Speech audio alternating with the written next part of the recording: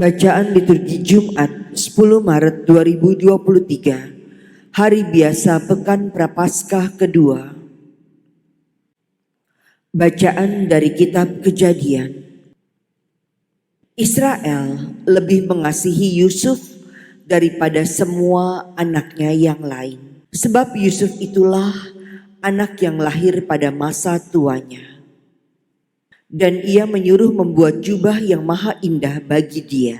Setelah dilihat oleh saudara-saudaranya bahwa ayah mereka lebih mengasihi Yusuf daripada semua saudaranya, maka bencilah mereka itu kepada Yusuf dan tidak mau menyapanya dengan ramah. Pada suatu hari, pergilah saudara-saudara Yusuf menggembalakan kambing domba ayahnya dekat Sikem. Lalu Israel berkata kepada Yusuf, "Bukankah saudara-saudaramu menggembalakan kambing domba dekat Sikem? Marilah engkau kusuruh kepada mereka." Maka Yusuf menyusul saudara-saudaranya itu, dan didapatinyalah mereka di Dotan. Dari jauh ia telah kelihatan kepada mereka, tetapi sebelum ia dekat pada mereka, mereka telah bermufakat mencari daya upaya untuk membunuhnya. Kata mereka seorang kepada yang lain, "Lihat, tukang mimpi kita itu datang. Sekarang marilah kita bunuh dia dan kita lemparkan ke dalam salah satu sumur ini. Lalu kita katakan, seekor binatang buas telah menerkamnya, dan kita akan lihat nanti bagaimana jadinya dengan mimpinya itu." Ketika Ruben mendengar hal ini, ia ingin melepaskan Yusuf dari tangan mereka. Sebab itu kata Ruben, "Janganlah kita bunuh dia." Lagi kata Ruben kepada mereka, "Janganlah tumpahkan darah. Lemparkan saja dia ke dalam sumur yang ada di padang gurun ini. Tetapi janganlah apa-apakan dia." Maksud Ruben, ia hendak melepaskan Yusuf dari tangan mereka dan membawanya kembali kepada ayahnya. Baru saja Yusuf sampai pada saudara-saudaranya, mereka pun menanggalkan jubah Yusuf, jubah maha indah yang dipakainya itu. Lalu mereka membawa dia dan melemparkan dia ke dalam sumur. Sumur itu kosong, tidak berair. Kemudian duduklah mereka untuk makan.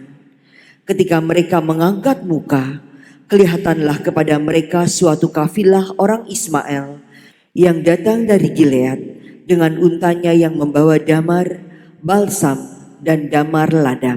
Mereka sedang dalam perjalanan mengangkut barang-barang itu ke Mesir.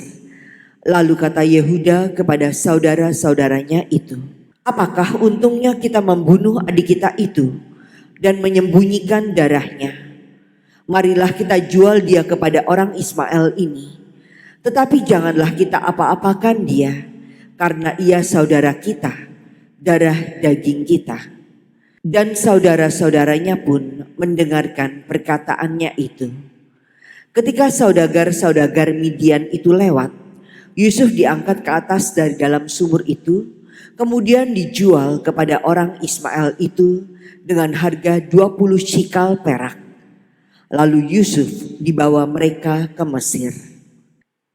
Demikianlah sabda Tuhan. Syukur kepada Allah. Ingatlah perbuatan-perbuatan ajaib yang dilakukan Tuhan.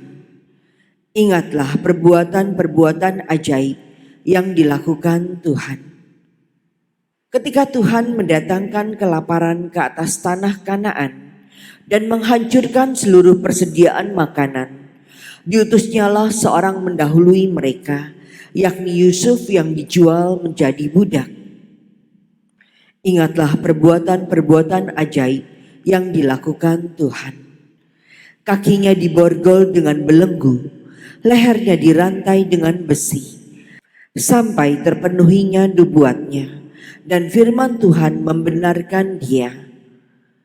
Ingatlah perbuatan-perbuatan ajaib yang dilakukan Tuhan. Raja menyuruh melepaskan dia, penguasa para bangsa membebaskannya.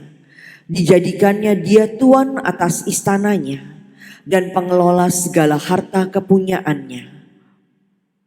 Ingatlah perbuatan-perbuatan ajaib yang dilakukan Tuhan. Terpujilah Kristus Tuhan, Raja mulia dan kekal.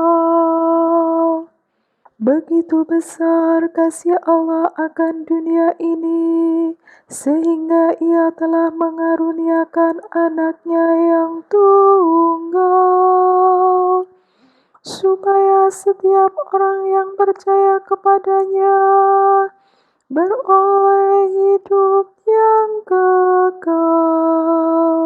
Terpujilah Kristus Tuhan, Raja mulia dan kekal.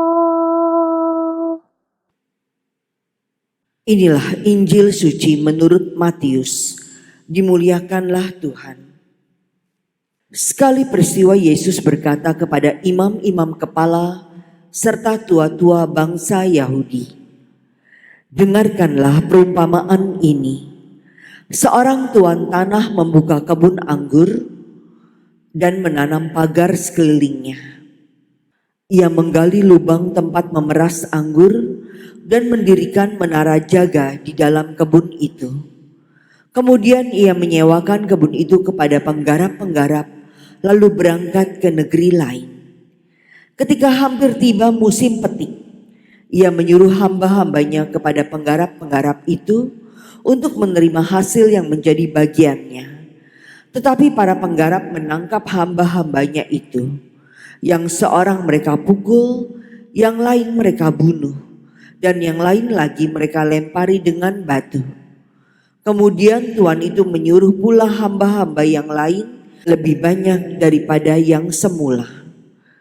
Tetapi mereka pun diperlakukan sama seperti kawan-kawan mereka. Akhirnya tuan itu menyuruh anaknya kepada mereka.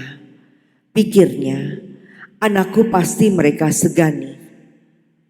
Tetapi ketika para penggarap melihat anak itu, mereka berkata seorang kepada yang lain, "Ia adalah ahli waris. Mari kita bunuh dia, supaya warisannya menjadi milik kita." Maka mereka menangkap dia dan melemparkannya keluar kebun anggur itu, lalu membunuhnya. Maka apabila tuan kebun anggur itu datang, apakah yang akan dilakukannya dengan penggarap-penggarap itu? Kata imam-imam kepala dan tua-tua itu kepada Yesus, "Ia akan membinasakan orang-orang jahat itu, dan kebun anggurnya akan disewakannya kepada penggarap-penggarap lain yang akan menyerahkan hasil kepadanya pada waktunya." Kata Yesus kepada mereka, "Belum pernahkah kamu baca dalam kitab suci, batu yang dibuang oleh tukang-tukang bangunan telah menjadi batu penjuru? Hal itu terjadi dari pihak Tuhan, suatu perbuatan ajaib di mata kita. Sebab itu aku berkata kepadamu, kerajaan Allah akan diambil daripadamu dan akan diberikan kepada suatu bangsa yang akan menghasilkan buah kerajaan itu." Mendengar perumpamaan Yesus itu, imam-imam kepala dan orang-orang Farisi mengerti bahwa merekalah yang dimaksudkannya. Maka mereka berusaha menangkap dia, tetapi mereka takut kepada orang banyak, karena orang banyak itu menganggap Yesus nabi.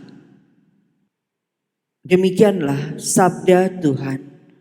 Terpujilah Kristus.